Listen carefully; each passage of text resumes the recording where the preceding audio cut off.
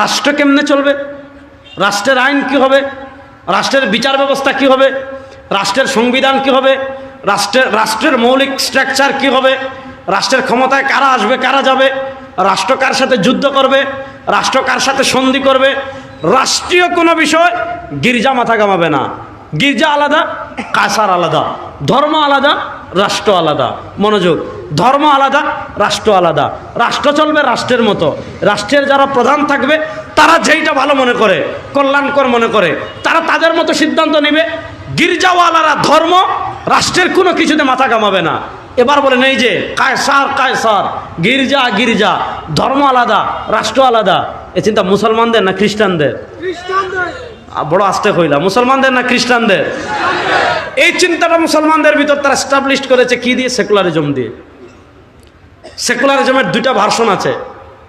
মিশরের প্রখ্যাত লেখক শেখ আবু আবদুল্লাহ আল মিসরি তিনি সেকুলারিজমের দুটা ভার্সন আবিষ্কার দেখিয়েছেন। যারা সেকুলারিজম আবিষ্কার করেছে তারা প্রথম বলেছে ধর্মনিরপেক্ষতা কি। তারা প্রথম ধর্মনিরপেক্ষতার ব্যাখ্যা করেছিল, ধর্মনিরপেক্ষতা হলো জীবনের সব জায়গা থেকে ধর্মের ছায়া মুছে দিতে হবে।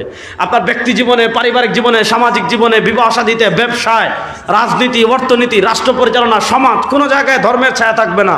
জীবনের সব জায়গা থেকে ধর্মের ছায়া মুছে দিতে হবে। তারা বলে এটার নাম হলো সেকুলারিজম।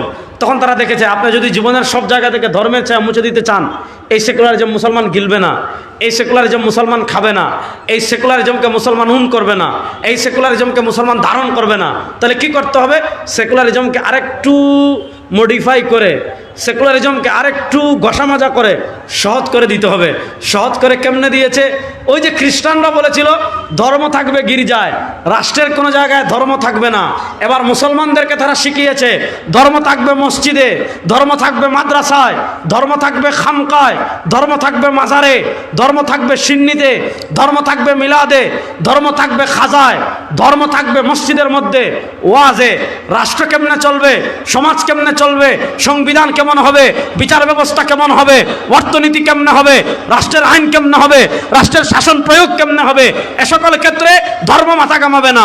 ধর্ম মসজিদের মধ্যেই থাকবে, ধর্ম মাদ্রাসার মধ্যেই থাকবে, ধর্ম খানকার মধ্যে থাকবে। এবার বলেন ধর্ম শুধু মসজিদে থাকবে, রাষ্ট্র ধর্ম থাকবে না, বিচারে ধর্ম থাকবে না, অর্থনীতিতে ধর্ম থাকবে না, নেতৃত্ব ধর্মে থাকবে না। এই চিন্তা মুসলমানদের না খ্রিস্টানদের? জুড়ে বলেন, এই চিন্তা মুসলমানদের না খ্রিস্টানদের? আর ইসলামে আপনি বলেন, এই যে আমি এখানে আসছি,